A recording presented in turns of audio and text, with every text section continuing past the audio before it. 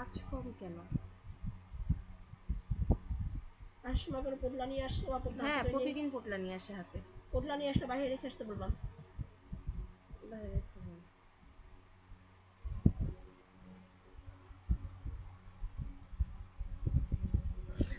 দোকান দিয়ে আসছি কিছু না।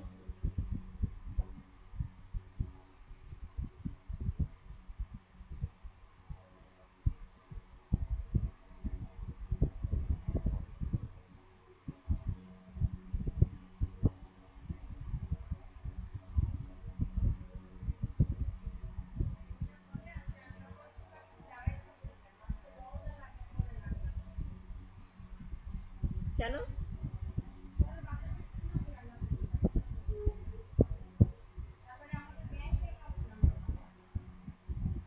বাদ দিয়ে দাও।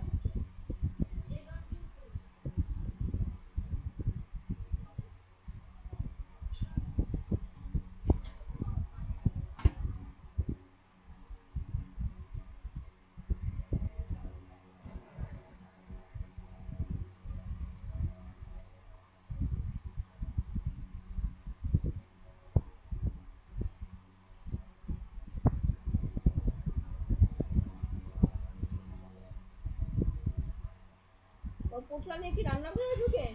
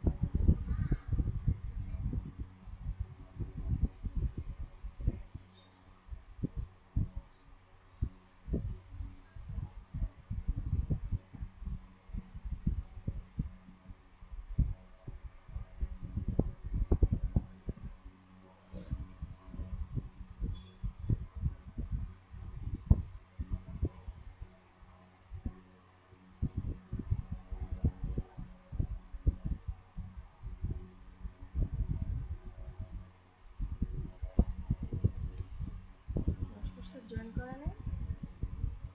কি বলবো রেকর্ডিং সাকসেস থাকি জানারে বাচ্চা বললাম স্যার সে কথা বলার কথা তার আগে ছাড়বি না। এই যে সময়টা নষ্ট হচ্ছে। আরে কোনো সময় নষ্ট হচ্ছে না, আমি এটার জন্য তো ভিডিও ডিলিট করে রাখছি। কেন? আমি এতক্ষণ আমি দিদি আধা ঘন্টা আম্মু পড়াচ্ছি। তুমি চুপ থাকো। তুই বুঝিস বেশি আম্মু, তোর এইগুলোর জন্য আমি অপছন্দ। না আমি এখন ওখানে কাজ করতেছি, আমি তুমি এগুলা করতে পারো না, আমি না ছেড়ে দিয়ে গেছি। তো স্যার আমি আসলে বলতাম স্যার আসছে তুমি এখন কি স্যার আর কথা শুনে তুমি চালু করো। আমি এখনই আসবো। চালু করে সময় নষ্ট কি আর নষ্ট করতেছ? কিসের আধা ঘন্টা আগে কি বলছে এখানে? আসসালামু আলাইকুম স্যার।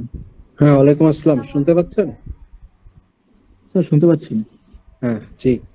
আমাকে কি জন্য মানে সাজেশন এরকম কিছু? স্যার আমাদের আজকে মানে একটা রিভিউ ক্লাস হলে ভালো হতো সবার জন্য। Suggestion sir. হ্যাঁ, সাজেশনের জন্য তো যেহেতু সব পড়াইছি, আপনারা একদম ছোট করে বলবো মডার্নিজম নিয়ে পড়বেন। মডার্নিজমের সংজ্ঞা, ডেফিনিশন কি, মডার্ন পিরিয়ডের ক্যারেক্টারিস্টিক্স কি, আর লিটারেচারে মডার্নিজম কি।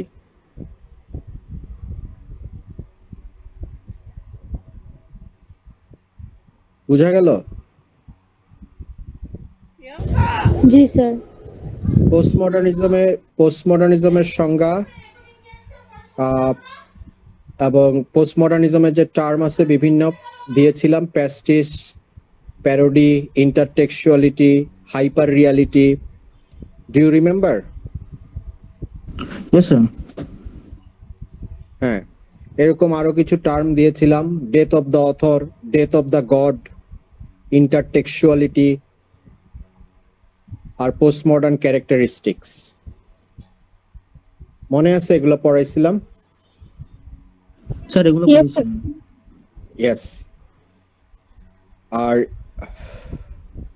ইকোক্রিটিসিজমে আপনি ইকোক্রিটিক্সরা কি চায়, ইকোক্রিটিক্যাল লিটারেচার পরিবেশের কি চায়, বর্তমান যে মডার্ন যুগ চলতেছে সেটার বিরুদ্ধে এটা একটা আন্দোলন, ইকো ক্রিটিসিজম। সো সাহিত্যে ইকো ক্রিটিসিজম কিভাবে থাকে, লিটারেচারে ইকো ক্রিটিসিজম কিভাবে থাকে, ইকো ক্রিটিসিজমের দুই একটা সংজ্ঞা, এক্সাম্পলস আর কি ফিচার্স অফ ইকো ক্রিটিসিজম।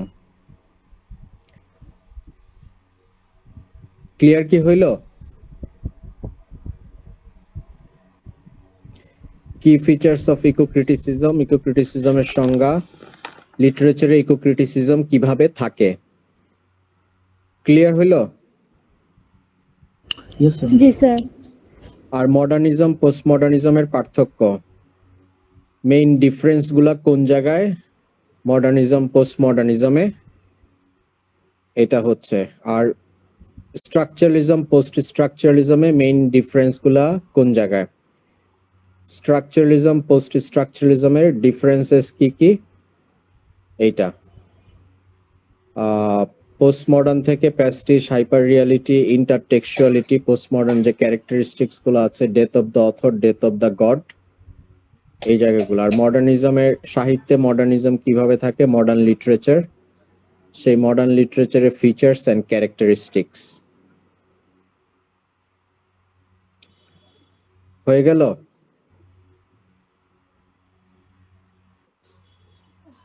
এইগুলো আপনাকে হ্যাঁ হ্যাঁ এগুলো আপনাকে নোট করে পড়তে হবে। এগুলাই একটু গভীর মনোযোগ দিয়ে সহজ জিনিস, কিন্তু বুঝে বুঝে এক্সাম্পল সহ পড়তে হবে। Okay sir. হ্যাঁ, আমার মনে হয় না, যেহেতু পরীক্ষা সামনে, সবকিছু পড়ানো হয়েছে, সো এগুলার কালেক্ট করেন, প্রিন্ট করে এগুলা লিখে লিখে প্র্যাকটিস করেন যে লিটারেচারে মডার্নিজম কিভাবে আছে, ওয়েস্টল্যান্ড কবিতায়, আরো অন্য কি মডার্ন নোভেলে, হ্যাঁ সেটা। আর পোস্ট মডার্নিজমও তাই, তার ক্যারেক্টারিস্টিক্স ফিচার্স কি। আর পোস্ট মডার্ন যে বিভিন্ন টার্মিনোলজি গুলো আছে ওগুলাই তো ক্যারেক্টারিস্টিক্স এর মধ্যেও কিছুটা পড়ে, ওগুলার অল্প অল্প পড়ে। সো ওগুলার উদাহরণ কি, এক্সাম্পলস কি, এটা এগুলা কে দিছে। আর স্ট্রাকচারালিজম পোস্ট স্ট্রাকচারালিজমের পার্থক্যগুলা কোন জায়গায়। স্ট্রাকচারালিজম যে স্ট্রাকচার নিয়ে কথা বলে, সবকিছু ল্যাঙ্গুয়েজের স্ট্রাকচারস, একটা ফর্ম মেনটেন করে চলে, একটা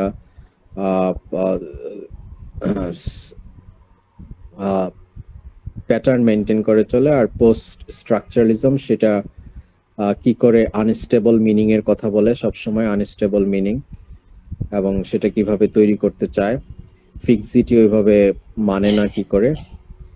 সো এই সম্পর্কে দেরিদা কি বলেছে সেই ব্যাপারগুলো নিয়ে পড়লেই আমার মনে হয় পরীক্ষায় পারবেন। কিন্তু যেগুলো বললাম এগুলো খুব ভালো করে পড়তে হবে মনোযোগ দিয়ে। সহজ জিনিস আবার কঠিনও, বেশ সহজ, সব পড়ানো হয়েছে যারা ক্লাস করেছেন তাদের জন্যই, এবং উদাহরণ সহ পড়লেই আপনি পরীক্ষায় পাবেন। একটু লিটারেচারকে ফোকাস করে মাথায় রাখতে হবে, ঠিক আছে? Okay sir. স্যার আমাদের কোশ্চেন প্যাটার্ন কেমন হবে? কোশ্চেন প্যাটার্নটা হচ্ছে 15-15-30 আর 10। একটা 10 মার্কসের শর্ট কোশ্চেন থাকবে আর 15-15-30 এরকম থাকবে। Okay sir. বুঝা গেল?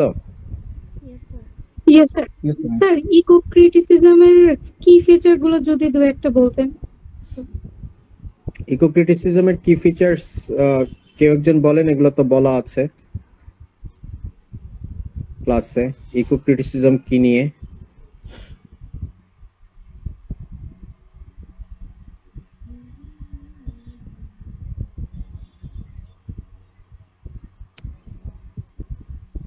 তাই না?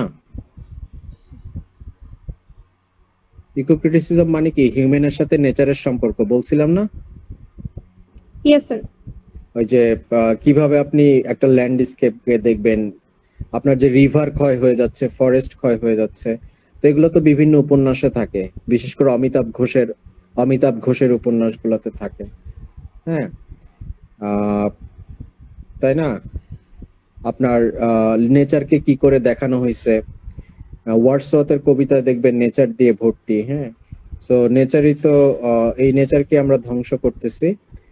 সাহিত্যের বিভিন্ন উপন্যাস, কবিতায় এগুলার ছাপ আছে, ব্লেকের কবিতায়, ওয়ার্ডসওয়ার্থের কবিতায়, রবার্ট ফ্রস্টের কবিতায়, আর উপন্যাসেও আছে, অমিতাভ ঘোষ থেকে শুরু করে অনেকের উপন্যাসে এই ব্যাপারগুলো আছে। সো সেই ব্যাপারগুলো নিয়ে আপনি আলোচনা করবেন। Mainly representation of nature in literature.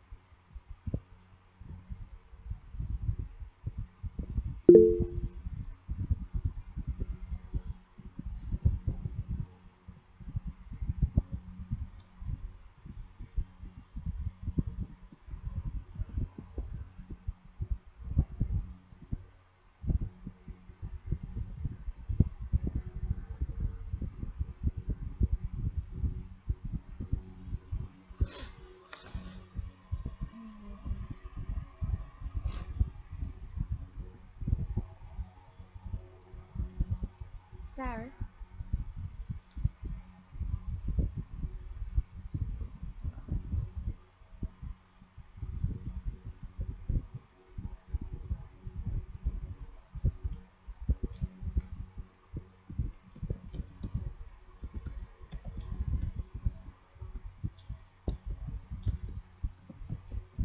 আমি কিন্তু সব কোশ্চেন বলে দিচ্ছি। দাঁড়াও।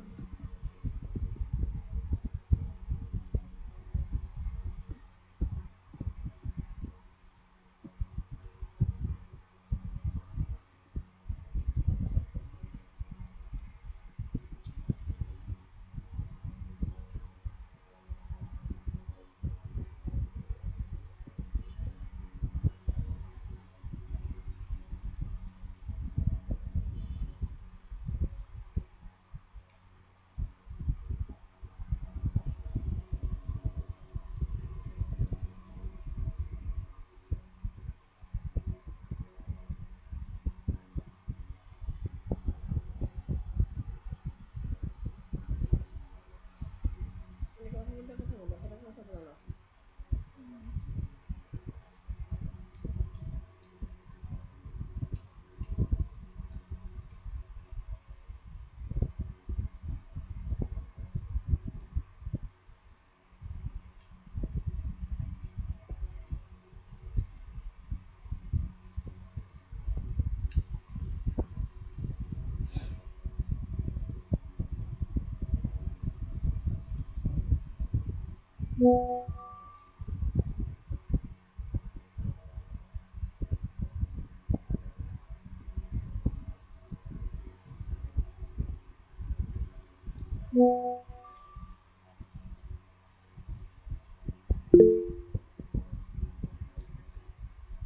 শুনতে পাচ্ছেন? স্যার এতক্ষণ কিছু শুনতে পাচ্ছিলাম না, এখন শুনতে পাচ্ছি।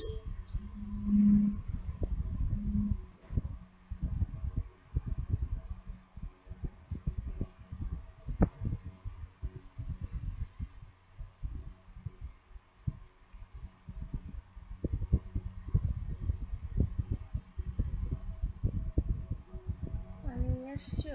স্যার শুনতে পাচ্ছি না।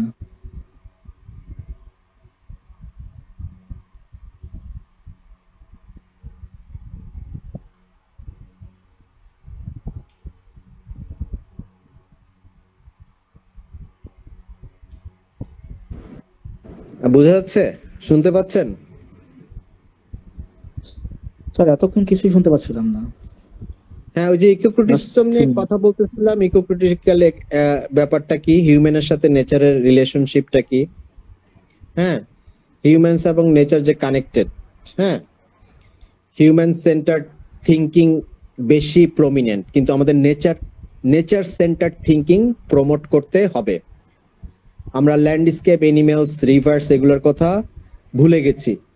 হ্যাঁ, সো মানে নেচারকে আমরা প্যাসিভ করে দেখতেছি, বাট নেচার একটা অ্যাক্টিভ, নেচারই একটা ক্যারেক্টার। এসে বিভিন্ন উপন্যাসে দেখবেন নেচারই ক্যারেক্টার। আর কে নারায়ণের মালগুদি ডেইজ আছে, সেখানে নেচারই ক্যারেক্টার। অনেক সময় নেচারকে দেখবেন পার্সোনিফিকেশন করে রাইটাররা লিখে, সেটাও নেচারের গুরুত্বই বুঝায়। নেচার যে মানুষের কথা বলে, সেগুলা ক্লাসে বলছিলাম। আহমেদ ছফার পুষ্প বৃক্ষ বিহঙ্গ পুরাণে মানুষ যে নেচারের সাথে কথা বলতে পারে, এরকম একটা ব্যাপার। অর্থাৎ nature is portrait as a passive background, সেটা ভুলে যেতে হবে। নেচার হচ্ছে আমাদের অ্যাক্টিভ একটা ব্যাপার। নেচারের একটা ভূমিকা আছে মানুষের গঠনে, মানুষের ভালোভাবে বেঁচে থাকা। এই যে ডিফরেস্টেশন হচ্ছে, এই যে রিভার ইরোশন হচ্ছে, কেন হচ্ছে সেটা অনেক উপন্যাস ফুটায় তোলে। অনেক জাতিগোষ্ঠী ধ্বংস হয়ে যাচ্ছে, অনেক স্পিসিস নষ্ট হয়ে যাচ্ছে নেচারের ফলে। খুব বড় একটা ভূমিকা, একটা চ্যালেঞ্জিং বিভিন্ন লিটারেচার বই এগুলা ফুটায় তোলে। ওয়ার্ডসওয়ার্থ কত সুন্দরভাবে নেচারকে ফুটায় তুলেছে। আবার নেচার মানুষকে হিল করতে পারে, নেচার মানুষকে ট্রমা থেকে দূর করতে পারে, নেচার মানুষকে সলিটিউড দিতে পারে। আবার ফ্রস্টও তাই বলেছে, রবার্ট ফ্রস্ট। কিন্তু ফ্রস্ট আবার নেচারের ভিতরে কিছু ইভিল এলিমেন্ট আছে, সেটাও আছে। সো নেচার, আমরা তো নেচার থেকে সবকিছু শিখি। এবং ইকো ফেমিনিজম বলে আছে, অর্থাৎ নেচারকে এক্সপ্লয়েট করলে নারীকেও এক্সপ্লয়েট করা হয়। নারী সবচেয়ে এক্সপ্লয়েট হয় যদি নেচার ধ্বংস হয়। কারণ নেচার ধ্বংস হইলেই তো নদীর পানি কমে যাবে। নদীর পানি কমতে হইলে তো গ্রামের মহিলাকে অনেক দূর থেকে পানি আনতে হবে, পুকুরের পানি কমে যাবে, পানি পাবে কই? মহিলারাই তো পানি নিয়ে আসে। সো নেচারের সাথে অনেক বেশি কানেক্টেড মানুষের জীবন। So novels, poems, plays, films এগুলোতে এবং নন লিটারেরি নানান টেক্সটে, এমনকি অ্যাডভার্টাইজমেন্টে, এমনকি টিভিতেও how nature is portrayed, how they are creating awareness about nature, সেগুলা হচ্ছে ইকো ক্রিটিসিজম স্টাডি করে, ইকো ক্রিটিসিজম দেখে। সো এবং ইকো ক্রিটিসিজম অ্যাক্টিভিজমও হইতে পারে। রাস্তায় এসে দেখবেন অনেক পরিবেশবাদীরা আন্দোলন করে রক্ষা করার জন্য। ঠিক আছে, তাহলে আপনি এই দৃষ্টিকোণ থেকে আলোচনা করবেন। এবার কি শুনতে পেয়েছেন? আমি মনে হয় একটা কলে ঢুকে গেছিলাম, আমি জানি Yes, না। sir. এখন শোনা গিয়েছে। আমি কি একটা কলে ছিলাম মনে হয়, আমি জানি না। সো কারণ ইকো ক্রিটিসিজম একটা ইন্টারডিসিপ্লিনারি ফিল্ড, এটা একটা প্রচন্ড ইন্টারডিসিপ্লিনারি ফিল্ড। কারণ এটা লিটারেচারকে ইকোলজির সাথে কানেক্ট করে, এনভায়রনমেন্টের সাথে কানেক্ট করে। হ্যাঁ, হিউম্যান নেচার রিলেশনশিপটাকে, বন্ডেজটাকে ফুটাই তুলতে পারে, যে বন্ডেজটা খুব জরুরি। হ্যাঁ, এবং আমরা যে সবসময় human centred human base thinking করি, এটার বাইরে গিয়ে ইকো ক্রিটিসিজম আমাদেরকে নেচারকে কেন্দ্রীভূত চিন্তা করতে শিখায়। এবং বিভিন্ন উপন্যাস, নাটকে কি করে নেচারের, এনিমেলের রিপ্রেজেন্টেশন আছে ফিল্মে, সেই জিনিসগুলোর প্রতি এরা বলে। আবার কোথাও নাই, যেমন ডেথ অফ দ্য সেলসম্যান নাটকে আমরা শুরুতেই দেখতে পারি যে দেয়াল উঠে যাচ্ছে, নেচার নষ্ট হয়ে যাচ্ছে ডেথ অফ দ্য সেলসম্যান নাটকের শুরুতে। সো এরকম নানান উপন্যাসে, ওয়ার্ডসওয়ার্থের কবিতায় নেচার দেখতে পারি। এরকম নানান জায়গায় নানান কিছু আছে। আমি এমারসনের কথা বলছিলাম, এমারসনের নেচার একটা এসে আছে। আবার হেনরি ডেভিড থরোর ওয়ার্ল্ডেন বলে একটা আছে, সেখানে নেচারের কথা বলা হচ্ছে। এমারসনের নেচার বলে একটা এসে আছে, সেখানে নেচারের প্রশংসা করা হয়েছে, নেচার আমাদের কি করতে পারে। ওয়ার্ল্ডেন বলে Henry David Thoreau, American writer, এরা এখানে কিছু নেচার নিয়ে কথা আছে। সো নেচারের সাথে মানুষের যে বন্ডেজ বাড়াইতে হবে, সেই ব্যাপারগুলা কথা বলে। বুঝতে পেরেছেন টেক্সটে কিভাবে আছে, বাস্তবে কিভাবে আছে? হ্যাঁ, Yes, sir. বুঝতে পেরেছি। সো এই জায়গাটাই থাক, আপনারা ভালো মতো পড়বেন, যা যা বললাম ডিপলি পড়বেন, আর একটু রিয়েল লাইফের সাথে কানেক্ট করে পড়বেন, লিটারেচারের সাথে কানেক্ট করে পড়বেন, এক্সাম্পল সহ। তাহলে আপনি বুঝতে পারবেন খুব ভালো। ক্লাসের সবই ডিটেইলস বোঝানো হয়েছে বারবার। স্যার, যদি হ্যাঁ। কোনো রাইটিং এর ভিতরে আমরা রেফারেন্স, কোটেশন বা ক্রিটিসিজম কোনো স্কলারের বা কোনো ক্রিটিকের ইউজ করি, তাহলে সেই ক্ষেত্রে কি ইনভার্টেড কমার মধ্যে রাখবো, নাকি হচ্ছে ওই কোটেশনটা আন্ডারলাইন করে দিব? ইনভার্টেড কমার মধ্যে। Inverted comma. খাতার মধ্যে বেশি দাগাদাগি করবেন না, যেখানে ইনভার্টেড কমা দরকার দেওয়ার চেষ্টা করবেন। নীল কালি বেশি ইউজ করবেন না, অল্প ইউজ করবেন, বেশি ইউজ করার দরকার নাই। হ্যাঁ, সো এই এই এই এই ব্যাপারগুলো হচ্ছে। আর প্যারাগ্রাফ বাই প্যারাগ্রাফ লিখবেন, যাই লিখেন ডিফারেন্স আসলেও প্যারাগ্রাফ বাই প্যারাগ্রাফ, কোনো কিছু ডিফারেন্স চাওয়া হলেও প্যারাগ্রাফ বাই প্যারাগ্রাফ লিখবেন। Okay sir. Sir post structuralism থেকে স্যার একটু কি বলতে পারবেন স্যার? ওই ক্লাসটা আমরা একটু শর্ট পাইছিলাম স্যার। না, পোস্ট স্ট্রাকচারালিজমের ক্লাস বারবার করা হয়েছে। সো এখন আপনারা তো জানেনই পোস্ট মানে রেসপন্স। হ্যাঁ, আর এটা হচ্ছে এক ধরনের response to structuralism. Post colonialism মানে কি? Response to colonialism. Post structure মানে হচ্ছে, হ্যাঁ, কারণ স্ট্রাকচারালিজম কি করে? ল্যাঙ্গুয়েজ এবং কালচার ফিক্সড, স্ট্রাকচারালিজম বলে। আর পোস্ট স্ট্রাকচারালিজম বলে যে না, ল্যাঙ্গুয়েজের কোনো স্ট্যাবিলিটি নাই, মিনিং ইজ ফ্লুইড। হ্যাঁ, meaning is always changing, meaning is always shifting. Post structuralism এটা দাবি করে মিনিং এর কোনো সেন্টার নাই, এক একটা শব্দ এক এক জায়গায় এক এক রকম মিনিং ধারণ করতে পারে। হ্যাঁ, so words do not have any fixed meaning, তারা কনটেক্সট অনুযায়ী, ডিফারেন্স অনুযায়ী নানান মিনিং ধারণ করে। সো যেমন একটা টেক্সট, আর text does not carry single meaning, আর text does not carry solid meaning, আর ওয়ান লিনিয়ার মিনিং ক্যারি করে না। Different people can interpret in different way, there are multi layers of meaning. যেমন Derrida ডিকনস্ট্রাকশনের কথা বলেছে, দেরিদা ডিকনস্ট্রাকশনের কথা বলেছে টেক্সট নিজেই নিজের সাথে কন্ট্রাডিক্ট করে, টেক্সট নিজেই নিজের সাথে বারবার কন্ট্রাডিক্ট করে, নানান মিনিং তৈরি করে। আমরা সাধারণত বাইনারি অপোজিশনে বিশ্বাস করি, male female, good evil, beauty beast.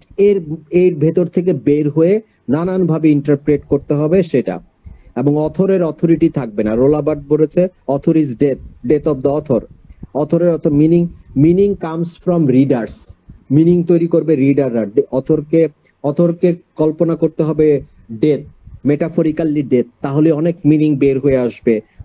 অনেক অথরসের ইন্টেনশন কি আমরা জানি নাকি অথর কি বলতে চাইছে? তাহলে আমরা অথর আছে এটা কল্পনা না করে পড়ে টেক্সটটা পড়ে নিজের মতো করে ইন্টারপ্রেট করতে হবে। টেক্সট হচ্ছে একটা ওপেন এন্ডেড জিনিস। হ্যাঁ, no final or ultimate interpretation আসতে পারে না, এবং ইউনিভার্সাল ব্যাপারে ওরা বিশ্বাস করে না। ইউনিভার্সাল ব্যাপারটাকে অনেকটা উড়ায় দিতে চায় হচ্ছে পোস্ট স্ট্রাকচারালিজম, কারণ এরা ফিক্সিটিতে বিশ্বাস করতে চায় না। বলা হয় ল্যাঙ্গুয়েজ মিনিং এগুলো আনস্টেবল, এগুলো ফ্লুইড, এগুলো বিভিন্ন স্থানে বিভিন্ন সময় বিভিন্ন রকম ধারণ করে। এটা হচ্ছে বেসিক ধারণা। এটাকে বাড়ায় এক্সাম্পল সহকারে লিটারেচার বা ইয়ের সাথে মিশতে হবে। Thank you sir. ঠিক আছে, জি স্যার, থ্যাংক ইউ স্যার। হ্যাঁ, একটু পড়তে হবে, পড়লেই বুঝবেন যে পোস্ট স্ট্রাকচারালিজমের সাথে কিন্তু পোস্ট মডার্নিজমের একটু মিল আছে, খেয়াল করতে পারেন। এই জন্য কনফিউজ হচ্ছিলাম স্যার।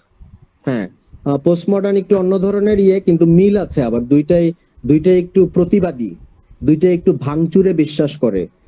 হ্যাঁ, দুইটা পোস্ট মডার্নিজম অনেক কোলাজে বিশ্বাস করে, প্যাস্টিসে বিশ্বাস করে, মানে ক্রিয়েটিভ নিউ। পোস্ট মডার্ন হচ্ছে ক্রিয়েটিভ নিউ, সামথিং নিউ হবে, অনেক কিছু মিলে। যেমন ফিউশন সং করা হয়, ফিউশন মানে অনেক কিছু মিলে, একটা আর্ট, অনেক কিছু মিলে অনেক কিছু করা হয়, ইন্টারটেক্সচুয়ালিটি থাকে। সো এটা একটু পড়লেই বুঝতে পারবেন মাথা খুলে যে পোস্ট মডার্নিজমে বর্তমান, এবং পোস্ট মডার্নিজম তো যুগ মানে কি? ফেসবুকের যুগ, হোয়াটসঅ্যাপের যুগ, হাইপার রিয়ালিটি। পোস্ট মডার্নিজম মানে হচ্ছে বেশিরভাগই হাইপার রিয়ালিটি। কোনটা রিয়াল না বুঝাই কঠিন এই হাইপার রিয়াল যুগে। ফেসবুক রিয়াল না এটা রিয়াল, বোঝা কঠিন। সো এই জায়গাটাতে নিয়ে আসছে পোস্ট মডার্নিজম, অর্থাৎ ইনক্রেডুলিটি টুয়ার্ডস মেটা নেরেটিভ। ইনক্রেডুলিটি টুয়ার্ডস মেটা নেরেটিভ। মেটা নেরেটিভ মানে গ্র্যান্ড নেরেটিভ, একক নেরেটিভ, এটাতে অবিশ্বাস করে। পোস্ট মডার্নিজম, পোস্ট স্ট্রাকচারালিজম এই মেটা নেরেটিভ, গ্র্যান্ড নেরেটিভ, অর্থাৎ শেক্সপিয়ারের টেক্সটই মহান টেক্সট, শেক্সপিয়ারের নাটকই আসল নাটক, এরকম না। পোস্ট মডার্নিজম বিশ্বাস করে যে কেউই ভালো হইতে পারে, এটা অথরের উপর, রিডারের উপর ডিপেন্ড করে। এইরকম একটা জায়গা থেকে আপনাদের পড়তে হবে। এগুলো সবই খুবই ভালোভাবে পড়ানো হয়েছিল, আই ক্যান রিমেম্বার, বাট আপনাকে ঘেটে ঘেটে বুঝতে হবে যে পড়লেই, ইজিলি পড়লে, ভেবে ভেবে পড়লে পারবেন, লিখে লিখে পড়লে। স্যার ইকো ফেমিনিজম মানে কি হচ্ছে ওই নেচারের সাথে যে অপ্রেসড ওমেন তার সম্পর্কটাকে বোঝাচ্ছে না? হ্যাঁ, কিন্তু সেটা কিভাবে বুঝাচ্ছে সেটা তো বুঝতে হবে, তাই না? ইকো মানে ফেমিনিজম এক্সপ্লয়টেশন অফ নেচারের সাথে অপারেশন অফ ওমেনের যে রিলেশনটা। হ্যাঁ, হ্যাঁ, মানে এক্সপ্লয়টেশন অফ উইমেনের সাথে এক্সপ্লয়টেশন অফ নেচারের যে সম্পর্ক সেটাই হচ্ছে, কারণ প্যাট্রিয়ার্কাল সিস্টেম উইমেনকে ডমিনেট করে। এই ডমিনেটটা আসলে নেচারের উপর গিয়েই আহ, পড়ে আর কি, সেই জায়গাগুলা। হ্যাঁ, কারণ উইমেন আর নেচারকে খুব সহজেই কন্ট্রোল করা যায়, এক্সপ্লয়েট করা যায়, করছে আসলে। সো সেই জায়গা থেকে বের হওয়া, নেচার নেচার অ্যাবান্ডেন্টলি গ্রো করলে উইমেনও গ্রো করবে আরো ভালোভাবে আর নেচারের সাথে, কারণ নেচারকে আমরা ভাবি যে সহজেই ধ্বংস করা যায়, করছি, ঠিক উইমেনের সাথেও সেটা আহ, জড়িত। হ্যাঁ, কারণ উইমেনকে ধরা হয় কি, উইমেন চাইল্ড বিয়ারিং, উইমেন কি করবে, ফুড প্রোডাকশন করবে, উইমেন কি করবে, কেয়ার গিভিং করবে। হ্যাঁ, এগুলো তো এনভায়রনমেন্টের সাথে কানেক্টেড। এনভায়রনমেন্ট নষ্ট হলে চাইল্ড বিয়ারিং এ সমস্যা হবে, এনভায়রনমেন্ট নষ্ট হলে ফুড প্রোডাকশনের সমস্যা হবে, এনভায়রনমেন্টের সাথে কেয়ার গিভিং ও জড়িত, ভালো পরিবেশের সাথে। এই ক্ষেত্রে উইমেন সবচেয়ে বেশি ক্ষতিগ্রস্ত হওয়ার সম্ভাবনা আছে বলে ধারণ করা হয়। ইকো ক্রিটিসিজম এই এলাকা আরো ভালো করে পড়তে হবে, ইকো ফেমিনিজম এই কথাগুলো বলে। Understand? Yes sir, thank you sir. ঠিক আছে, আমি যাচ্ছি। আপনারা ভালো মতো লেখাপড়া করে একদম ঠিকঠাক মতো লিখে লিখে প্র্যাকটিস করে পরীক্ষা দিন। Thank you. ওকে স্যার, ভালো আসসালামু থাকবেন আলাইকুম। স্যার। Thank you. আসসালামু আলাইকুম স্যার। ভালো কেটে দাও, কেটে দাও। সব তো চলে গেছে, কেটে দাও।